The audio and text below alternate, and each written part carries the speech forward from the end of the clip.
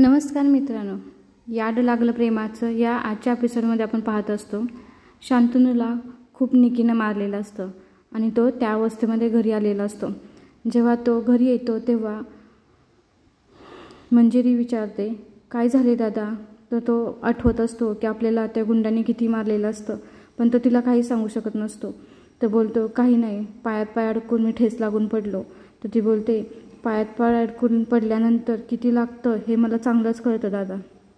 काय झालं आहे नक्की सांगशील का तू मला? कोण तुला त्रास देतं हे तर सांग ना मला, असं तो बोलत असतो. पण इकडे दादा काहीच बोलत नसतो. ती बोलत असते, दादा तू काही सांगितलं नाहीस तर मला कसं समजेल सांग बघू. तुला हा एवढा त्रास, एवढं तुला कोणी मारलं आहे? तू काही तर बोलायला हवंस, काही तर सांगितलंस तरच मला समजेल, अशी ती बोलत असते. मात्र हा काहीही बोलत नसतो. त्यानंतर तो बोलतो, रायाची आई आता डिस्चार्ज घेऊन घरी आली का? तर ती बोलते, हो. याचा अर्थ ती आपल्या घरी इथं राहणार आहे का? तर ती बोलते, हो. मग याचा अर्थ राया पण इथं राहणार असेल. मग ती म्हणते, हां पण का रे दादा? तर तो बोलतो, ठीक आहे, राया जर इथं राहणार असेल तर मी या घरात राहणार नाही. असंही या घरामध्ये सगळ्यांना रायाचंच पडलं आहे, रायाचीच काळजी आहे. शांतनूला कोण विचारते या घरामध्ये, असा तो बोलत असतो. तेव्हा मंजिरी बोलते, दादा मी ना तुझ्याबरोबर नागपूरला यायला तयार आहे, अशी जेव्हा ती बोलते तेव्हा तो बोलतो, काय खरंच सांगतेस का तू? तर मंजिरी बोलते, हो मी खरंच सांगते, मी तुझ्याबरोबर नागपूरला यायला तयार आहे. असं बोलल्यानंतर तो बोलतो, तू नंतर बदलणार तर नाहीस ना? नंतर बोलशील मी येणार नाही असं तुझा शब्द तू खरा ठरवणार आहेस का? तर मंजिरी बोलते, हो दादा, काही जरी झालं मी तर तुझ्याबरोबर आता 2 दिवसामध्ये नागपूरला यायला निघणार आहे, अशी ती दादाला वचन देते. आणि दादा हे ऐकून खरं आश्चर्य वाटलेलं असतं. कसं मंजिरी तयार झाले, नक्की काय झालं असेल, काय तिनं विचार केला असेल, या विचारामध्ये तो असतो. आणि आता खरंच निकी आम्हाला या त्रासातून मुक्त करेल का, असं तो विचार करत असतो. मंजिरी जेव्हा त्याला बोलते की मी तुझ्यावर येईन, तेव्हा तिने नक्कीच तिच्या जीवावरती दगड ठेवलेला असतो. कारण की तिला रायाला तर सोडून जायचं नसतं ना, पण तिच्याकडे पर्याय नसतो. त्यानंतर ती रायाकडे जाते आणि रायाला बोलते, राया मला खरंच जावं लागेल आता दादाबरोबर, मला माफ कर, असं बोलत असते. तर राया बोलत असतो, मंजिरी अगं असं का बोलतेस मिस फायर, तुझ्याशिवाय मी राहू शकत नाही, तुला माहिती आहे मी तुझ्याशिवाय कसं जगणार, तू सांग बघू. तर इकडे ती बोलते, आता माझ्याकडे पर्याय नाही आहे बघ राया, आपण काही शोधू शकलो नाही ना, आपल्याला हेही समजलं नाही की निकी का दादाला ब्लॅकमेल करते. निदान एवढं जरी समजलं असतं आपल्याला तर आपण काहीतरी हालचाल केली असती, पण आता आपण काहीच करू शकत नाही. इकडं राया बोलतो, माझ्याकडे एक पर्याय आहे, आपण अजूनही शोधू शकतो निकी काय करते ते, निकी का दादाला ब्लॅकमेल करते. मला एक फक्त सांग, तू निकीचा तुझा संबंध काय आहे? तर ती बोलते, काही मला काहीच यातलं माहीत नाही. तो बोलते, एक काम कर, माझा एक मित्र आहे, तो ना दादाचा मोबाईल ट्रेस कर. तुला माहिती आहे ना निकी दादाच्या मोबाईलवरती कॉल करते, याचा अर्थ निकीचा नंबर दादाच्या मोबाईलमध्ये असणार आहे. तुला फक्त एक काम करायचं आहे, दादाचा मोबाईल ना घेऊन यायचा आहे. ती बोलते, हे कसं शक्य आहे, दादा कसा देईल ना मला मोबाईल? तर बोलतो, एक काम कर, तू दादाला झोपचं औषध दे आणि तो झोपल्यानंतर मोबाईल घेऊन ये. तर ती बोलते, नाही हे मला जमणार नाही, दादाला मी असं करू शकणार नाही. तर ते बोलतं, मिस फायर आपण हे सगळं कोणासाठी करतोय तुला माहीत आहे ना, दादासाठीच करतोय ना, मग ह्यातमध्ये काही वाईट नाही. तू फक्त काम कर, दादाला झोपेचं औषध दे आणि तो मोबाईल घेऊन ये. तेव्हा तो बोलतो, मी तोपर्यंत ना माझ्या मित्राला कॉल करून सांगतो तो नंबर ट्रेस करायला, असं तो तिला सांगतो. त्याला मंजिरी तयार होते. तिला रायाचं म्हणणं पडतं आणि ती म्हणते, ठीक आहे, मी तू सांगशील तसेच करेन. अशीच ती दादाच्या रूममध्ये दूध घेऊन जाते हळदीचं. दादाला बोलते, दादा हे दूध घे म्हणजे तुला जरा बरं वाटेल हे दूध पिल्यानंतर. तो बोलत असतो, नक्की तू येणार आहेस माझ्याबरोबर? तर ती बोलली असते, हो तू फक्त हे दूध घे म्हणजे तुला बरं वाटेल, असं बोलते. आणि त्या दुधामध्ये तिने झोपेचं औषध घालून आणलेलं असतं. हे दादा बोलतो, ठीक आहे मी घेतो ते दूध, असं बोलून असंही मला खूप त्रास होत आहे, माझं खूप दुखत आहे, असं म्हणतो. आणि तो ना ते दूध घेतो. ते दूध घेतल्यानंतर त्याला असं फिरल्यासारखं होत असतं, डोळ्यावरती झापड आल्यासारखी होत असते. तो बोलतो, आता ना मला झोप आल्यासारखी झाली आहे, मी झोपू का? तर मंजिरी बोलते, हो दादा झोप ना आता, तुला खूप त्रास होत आहे ना, तुला आता बरं वाटेल, असं बोलते. त्यानंतर तो दूध पितो आणि दूध पिल्यानंतर त्याच्या डोळ्यावरती गुंगी येते आणि तो मंजिरीला सांगून झोपी जातो. मंजिरी त्याला झोपवते आणि त्याच्या अंगावरती पांघरून घालते. त्यानंतर ती तिथे वाटच बघत असते की दादाला आता झोप लागली आहे का.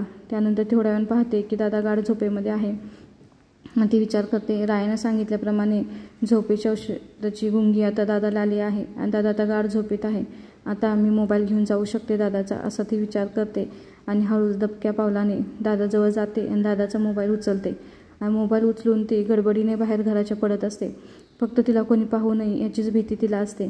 आणि ती घरातून बाहेर पडत असताना पाठीमागून तिला आवाज येतो, मंजिरी असा आवाज आल्यानंतर ती थांबते आणि घाबरतेही. आता मला कोणी हाक मारली, मला कोणी पाहिलं असेल का मोबाईल घेऊन येताना. आणि ती पाठीमागं वळते. पाठीमागं वळून बघते काय तर तिच्यासमोर जय असतो. तिला बोलतो, कुठे चालली तू? ती बोलते, तुला कशाला पाहिजे मी कुठे चालली? तो बोलतो, नाही रायाला भेटायला चाललीस का एवढ्या रात्री? का रायन दोघे कुठं निघालंय का? तुमचं काही प्लॅनिंग आहे का? ती बोलते, तुला कशाला हवा आहे? नाही जाताना सांगून गेलीस का कुणाला? तुझ्या दादाची परमिशन घेतली आहेस का तू? नाही तर तुझा दादा ना परत आणि रायाचा बँड वाजवेल असं तुला बोलत असतो. ती फक्त त्याच्याकडे पाहत असते. ते बोलत असते, तू मला सांगू नको मी काय करायचं ते. तेवढ्यातच नाना येतात. नाना बोलतात, ए तुला कशाला पाहिजे रे? आणि ती माझी मुलगी आहे आणि तिला ना कोणाच्या परमिशनची गरज नाही असं तो बोलत असतो. तर इकडे तो बोलतो, काय नाही बाकी काय आहे माहिती आहे का? दिवस चांगले आले नाही, दिवस खूप खराब आहेत. वेळ वेळ वेळ म्हणतो मी नाना, वेळ चांगली नाही अशा रात्र्यावेळी जाणे. तर नाना बोलतात, तू सांगू नकोस मला वेळ कुठली चांगली आहे कुठली नाही. ती माझी मुलगी आहे, मी बघतो तिचं काय करायचं. तू मंजिरी तू जा, तुला जिकडे जायचं आहे ना तिकडे जा असे नाना बोलतात. ते ऐकून जय बोलतो, ठीक आहे मला काय करायचं आहे, फक्त माझं म्हणणं आहे रात्रीच्या वेळी मुलींनी घराच्या बाहेर पडू नये, चांगलं नसतं, एवढंच माझं म्हणणं आहे असा जय बोलत असतो. आणि नाना जा म्हणल्यानंतर मंजिरीला आनंद होतो. मंजिरी बोलते, ठीक आहे नाना, थँक्यू नाना अशी बोलून ती जयकडे पाहत जाते. तिकडे जयला मात्र राग आलेला असतो, कारण की या रात्री ती रायाला भेटण्यासाठी चालली असते. पण काय प्लॅन आहे त्याला नक्कीच तो माहीत नसतो. नानाने तिला परमिशन दिल्यामुळे ती तिथून जाते आणि ती रायाला भेटण्यासाठी जाते. पाहते तो राया तिची वाट पाहत बसलेला असतो. त्यानंतर तो मोबाईल घेतो. आणलास का तू दादाचा मोबाईल? हां, आता ह्याच्यामध्ये ना निकीचा नंबर असेल, एक काम कर तू आता याच्यावरून ना कॉल कर. कॉल नको करू, मी तुला सांगतो कॉल करायचं राहून दे. आपण काय करूया, तिला ना मेसेज करूया आणि मेसेजमध्ये तू टाईप कर की मला आता अर्जंट तू भेटायला ये, मंदिरामागं ये, मला तुला काही तर सांगायचं आहे आणि पाठीमागे कॉल करू नको, आपला फोन ट्रॅप होत आहे असं तिला मेसेज कर. तोपर्यंत माझ्या मित्राने निकीचा लोकेशन सापडले आहे तिच्या घराचं. आपण ना तिला मेसेज पोचल्यानंतर ती घरातून निघाली की आपण पटकन ना तिच्या घरामध्ये जाऊ आणि आपण शोधू आपल्याला काय सापडते का असं राया तिला सांगतो. त्यानंतर मंजिरी बोलते, ठीक आहे.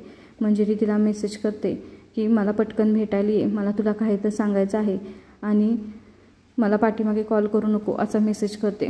तेवढ्यात ह्या दोघांचा प्लॅन सक्सेसफुल होतो. इकडे निकी विचार करत असते, ही जोपर्यंत हा शंतनू ना तिला घेऊन जाणार नाही इथून तोपर्यंत राया काय माझा होणार नाही. काही जरी झालं तर तिला ना इथून जावंच लागेल आणि मी शंतनूला काही करून हे करायलाच लावणार आहे असं ती विचार करत असते.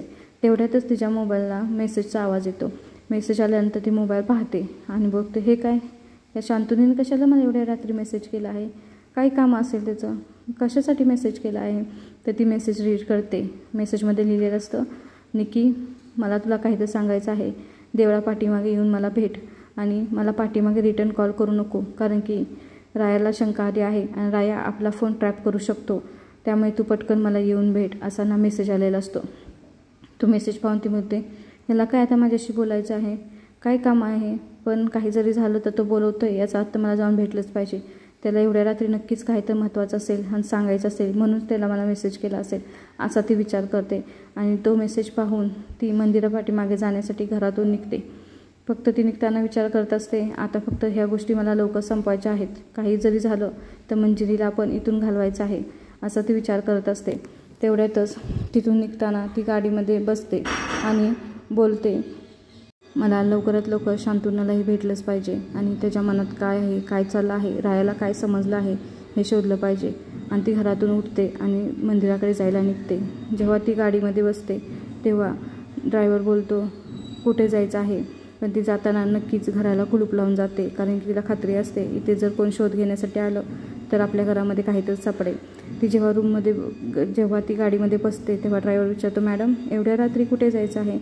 तर ती बोलते, चल पटकन अर्जंट काम आहे, आपल्याला मंदिरापाठीमागे जायचं आहे असे बोलते. तेव्हा ड्रायव्हर बोलतो, ठीक आहे मॅडम चला आपण जाऊ असं बोलतो आणि ते दोघे मंदिरापाठीमागे जाण्यासाठी निघतात. तेवढ्यातच इकडं मंजिरी आणि राया निकीच्या घरी पोचलेल्या असतात आणि तिच्या घराला कुलूप पाहून मंजिरी बोलते, आता काय करायचं, तिच्या घराला तो कुलूप आहे. तर राया बोलतो, अशी 100 कुलूप आपण तोडलेली आहे, एक काम कर, तुझी पिन दे असं बोलून मंजिरी तिच्या केसामधील पिन काढून देते आणि राया प्रेक्षक हो त्या पिननं ना ते घराचं कुलूप उघडतात आणि कुलूप उघडून ते घरामध्ये आतमध्ये जातात. आतमध्ये गेल्यानंतर ते बोलतात काही करून आपल्याला निकीच्या घरामधून काही तर शोधून काढायचं आहे.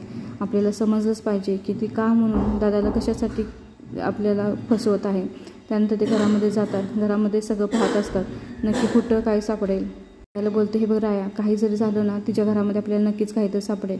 त्यानंतर दोघेही मिळून सगळं शोध करत असतात. तो फाईल बघत असते, इकडे तो पुस्तक उघडून बघत असतो, ड्रावर बघत असतो. त्यांचा एकच हेतू असतो, आपल्याला काही तर क्लू भेटलाच पाहिजे आणि निकी घरात नाही तोपर्यंत आपल्याला हे पाहायचं आहे. तेवढ्यातच राया आतमध्ये जातो आणि सगळी शोध बघत असतो. तर त्याला बोलत असते मंजिरी, राया काय नाही सगळे सापडेल, कसं काय हे कुठेच काही न ठेवलं नाही का. तर राया बोलतो हे बघ काही तर कुठं तर असणार आहे. मंजिरी बोलते राया हे बघ चोर किती शातीर असला ना शेवटी तो काही तर चूक करतो, आपल्याला नक्कीच काही तर सापडेल, अजून आपण थोडा वेळ शोधूया असे बोलून दोघेही शोधत असतात. तिने कुठेच काही क्लू ठेवला नाही का. तेवढ्यातच राया बोलतो तू कुंडी कुठं पाहिली असेस का, कचरा कुंडी, आपण ना ती पाहूया असं तो विचार करतो. तर ती बोलते हां मी पाहिली आहे ना, तिथं दारापाशी आहे बघ असे बोलतात. त्यानंतर ते दोघे डस्टबिनजवळ जातात आणि त्यामध्ये खाली सगळा कचरा ओततात. त्यामध्ये राया शोधत असतो त्यामध्ये काही आपल्याला सापडेल का. तर मंजिरी बोलते यामध्ये काय सापडणार आहे रे, यामध्ये काहीच नाही, यामध्ये तर सगळा कचराच आहे, आवर पटकन सगळं भरून ठेव असं रायाला बोलत असते. राया मात्र त्याला खरंच डाऊट असतो की नाही यामध्ये नक्कीच काय तर सापडेल, आपल्याला काही तर क्लू सापडेल. इकडे आलेली असते झाडापाठीमागे मंदिरापाठीमागे आणि ना शंतनूची वाट पाहत असते. शंतनूने कुठे गेला हा, गेला तर कुठे हा, आणि याला काय बोलायचं होतं ना माझ्याशी, कशासाठी कॉल केला होता त्याने, मेसेज केला होता, काय बोलायचं होतं त्याला. आणि ते शंतनूला हाक मारत असते कुठं राहिला हा काय माहिती, काय करू मी आता, मला काही समजत नाही, कॉल करू का त्याला. पण परत तिच्या लक्षात येतं नको फोन ट्रॅक होईल ना, कॉल वगैरे काय करायला नको, मग काय करू मी, मला कसं समजेल तो आलाय तरी कुठंपर्यंत, राहिलाय कुठं अलीकडे, आलेलं नाही का त्याला येऊन दिलेलं नाही कुणी, असं तिच्या मनामध्ये चाललेलं असतं. आणि ती नक्कीच शातीर आहे बरं का. मग ती बोलते एक काम करते आता ना मी जयला कॉल करते असं ती विचार करत असते. इकडे या दोघांचं मात्र शोध मोहीम नक्कीच चालू असते. त्यांना काही तर सापडायचं असतंच, काही करून आपल्याला निकी यायच्या आधी बघायचं आहे असं ते विचार करत असतात. आणि जेव्हा ते कचऱ्याचा डबा खाली ओतलेला असतो त्यामध्ये कागद शोधत असतात आणि त्यामध्ये कागद सापडतो. तो कागद पाहून राया बोलतो अगं मिस फायर, हे तर नागपूरची 2 तिकीट आहेत, याचा अर्थ नागपूरला गेली होती का निकी. खरंच मला असं वाटतंय नागपूर, मला याचा अर्थ तू सांग मिस फायर, तुम्हाला नागपूरला जायचं होतं ना, म्हणजे निकी आणि दादा नक्कीच नागपूरमध्ये भेटली असणार आहेत असं त्या दोघांची चर्चा चालली असते. तर ती बोलते नागपूरमध्ये कशाला, निकी जेव्हा जेलमधून सुटली त्यानंतर ती नागपूरला गेली असेल का असं ते विचार करत असतात. इकडे ही म्हणते आता मला जयकडूनच माहिती भेटेल, आता ना त्या जयलाच कॉल करते आणि मला समजेल की नक्की शंतनू घरात आहे का नाही, घरातून बाहेर पडला आहे का नाही.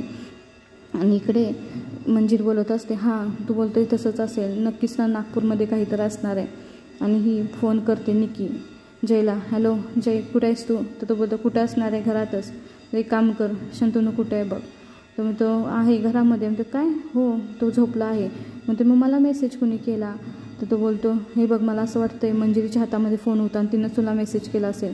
मग हिला आता डाऊट येतो की नक्कीच हे सगळं मंजिरीने केलं आहे आणि ती आपल्या घरामध्ये गेली असणार आहे. मग ती बोलते जयला हे बघ मला ना त्या मंजिरीनं फसवलं आहे, तिनं मेसेज केला आहे, तर शांतनू तर झोपला आहे, याचा अर्थ ते दोघे काहीतरी करण्यासाठी माझ्या घरामध्ये गेले असणार आहे असे ते जयला बोलत असते. जय तिकडे बोलत असते हां बरोबर आहे, कारण की मी तिला चोरून लपून मोबाईल घेऊन जाताना पाहिला आहे शंतनूचा, तिच्या हातामध्ये मोबाईल होता, 100% ना तिनंच तुला मेसेज केला असणार आहे असं बोलते. आणि निकीना डोक्यात हात लावते, मला तिनं आता गंडवलं, पाहतेच मी तिला असं ते विचार करत असते. इकडे दोघे अजून काहीतरी आपल्याला सापडते का असं बघत असतात, अजून काहीतरी क्लू भेटेल असं मंजिरी विचार करते. रायाला बोलते राया अजून थोडा वेळ आपण शोधूया, चल बघ आपण काहीतरी सापडेल आपल्याला नक्कीच असं ते रायाला बोलत असते. तेवढ्यातच ना गाडीचा आवाज येतो. प्रेक्षको गाडीचा आवाज आल्यानंतर नक्कीच मंजिरी भिवून जाते. मंजिरी बोलते निकी आली राया, आता काय करायचं आपण, आता काय करायचं, कसं करायचं असं बोलत असते. तर राया बोलतो तू काळजी करू नको, चल आपण दोघे जण लपूया. ती बोलते आपल्याला ती पाहिल का, आपण सापडेल का असं बोलत असते. पण तेव्हा जेव्हा तो परत आणि एकदा तिकीट बघतो आणि बोलतो मंजिरी तू आणि दादा नागपूरला जाणार होतं ना, याचा अर्थ नागपूरमध्येच काहीतरी रहस्य आहे आणि ते आपल्याला पाहिलं पाहिजे. मात्र मंजिरी मात्र भिलेली असते, कारण की तिला गाडीचा आवाज आलेला असतो. ती बोलते राया चल आता आपण पटकन आपल्याला इथं निघायला हवं. तर राया बोलतो तू काळजी करू नको, चल आपण इथे जाऊन लपू, काही होणार नाही, ती काय आपल्याला पाहणार नाही, तू काळजी करू नको, माझ्यावरती विश्वास ठेव असं बोलतो. आणि हे दोघेजण तिथे तिच्या घरामध्ये जाऊन एका टेबलच्या पाठीमागे जाऊन लपतात. त्यानंतर जेव्हा ते दोघेजण लपतात तेव्हा ते एकमेकाकडे पाहत असतात. मात्र मंजिरी मात्र भिलेली असते, कारण तिला असं वाटतं जर आता निकीला आपण सापडलो तर आता काहीच होणार नाही, आपल्याला कसं समजणार ना निकी का दादाला ब्लॅकमेल करते.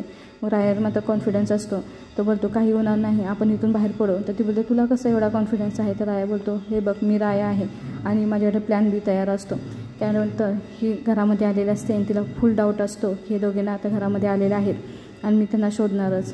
मंजिरी बोलते आता काय होणार आहे सांग ना. तर तो बोलतो माझ्याकडे प्लॅन आहे, तू काळजी करू नको असं बोलतो. आणि तेवढ्यातच ना तिची का नाही काच फुटते, जोरात कोणतर काचवरती दगड मारतो आणि हा सगळा रायाचाच प्लॅन असतो. त्यामुळे काच फुटल्यामुळे मंजिरी मात्र त्याच्याकडे पाहत असते, हे कुणी केलं असेल असं त्याला बोलत असते, पण तो काहीही बोलत नाही. त्यानंतर जेव्हा निकीला काच फुटलेला आवाज येतो तेव्हा ती घराच्या बाहेर पडण्याचा प्रयत्न करते. कोणी दगड मारला, आता कोणी दगड मारला काचेवरती. आणि हा मात्र शांत बसलेला असतो. तो बोलतो थांब, निकी इथून गेली ना आपण दोघे बाहेर पडू असं बोलतोय. आणि निकी बाहेर बघण्यासाठी जाते की दरवाज्यावरती कोणी दगड मारला, काच कशी फुटली, बाहेर आहेत का ते, तिकडून आलेत का ते असे बघण्यासाठी ते दरवाज्यातून बाहेर बघण्याचा प्रयत्न करते. आणि ती बाहेर जाते, बघते काचेवरती कोणी दगड मारला आहे ते पाहण्यासाठी. जेव्हा ती धावत बाहेर जाते तेवढ्यातच हे दोघे म्हणतात चल आता आपल्याला इथून बाहेर जायचं आहे. आणि निकी जेव्हा तिथून बाहेर पडण्याचा प्रयत्न करते ते दोघेही पाठीमागून पळत येतात.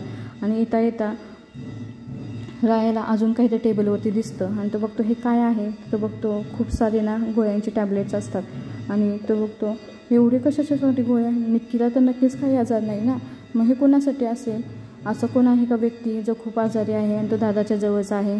असं असू शकतं ना की दादाजवळच असं कोणतरी व्यक्ती आहे तो खूप आजारी आहे आणि निक्कीजवळ तो व्यक्ती असणार आहे, त्यामुळेच तेवढी गोळ्याची पाकिटं आहेत. आणि तिथे टेबलवरती खूप सारी गोळ्याची पाकिट असतात आणि हा दुसरा क्लू प्रेक्षकांना भेटतो, त्यामुळे त्यांना काहीतरी पुढची प्रोसेस करण्यासाठी नक्कीच चालना भेटते.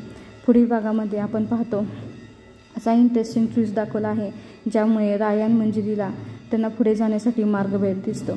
राया काय करतो, ड्रायव्हरचा ड्रेस घालून तिच्या ड्रायव्हरला विचारतो निकी मॅडम कुठं जातात नागपूरला. तर तो बोलतो निकी मॅडम महिन्यातून 4 दिवस नागपूरला जातात आणि पिंपळा पाठीमागे एक घर आहे तिथे ना एका बाईला भेटण्यासाठी जातात आणि दर महिन्याला जातात असं बोलतात. तर तो बोलतो नागपूरमध्ये, हो नागपूरमध्ये भेटण्यासाठी एका बाईला. तर तो बोलतो हो एका बाईला भेटण्यासाठी ना मॅडम जातात.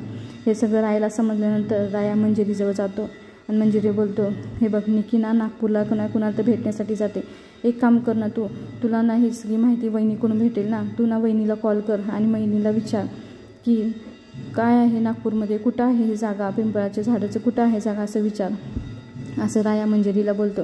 मंजिरी म्हणते ठीक आहे, मला ना दादाच्या मोबाईलमधून वहिनीचा नंबर नक्कीच भेटेल आणि मी वहिनीला कॉल करून विचारेन हा ॲड्रेस कुठला आहे, ती मला नक्कीच सांगेल आणि आपल्याला मदत होईल वहिनीची नक्कीच अशी ती रायाला बोलते. आणि ती तिथून निघून घरी जाते. जेव्हा ती घरी जाते तेव्हा शांतनुला म्हणतेस दादा वहिनी माझी खूप लाडकी आहे ना, तिला एक कॉल लावून देणार, मला तिच्याशी बोलायचं आहे. तो मात्र कॉल लावून देण्यासाठी नाही नको वाटत असं त्याला, कारण की त्याला आता डाऊट येत असतो. तरीही तिनं मोबाईल ओढून घेते आणि तो कॉल लावतो आणि ती बोलते दादा स्पीकरवर टाक ना कॉल, मलाही तिच्याशी बोलायचं आहे. आणि जेव्हा कॉल लावते तेव्हा तिकडून आवाज येतो हॅलो, अहो कुठे आहे तुम्ही, अजून निघाला नाही का तुम्ही. हे ऐकल्यानंतर तिला समजतं की वहिनी काहीतरी भीत बोलली आहे. नंतर शंतनुलाही शंका येते, आता मंजिरीला काही समजले असेल का, आता काय होईल पुढे. आणि मंजिरीला नक्कीच डाऊट आलेला असतो. आणि इकडे रायाची बायको अशी दोरीने बांधून ठेवलेली असते आणि फोनवरती भीत बोलत असते आणि पाठीमागून निकी पाहत असते. हा एपिसोड इथं संपतो.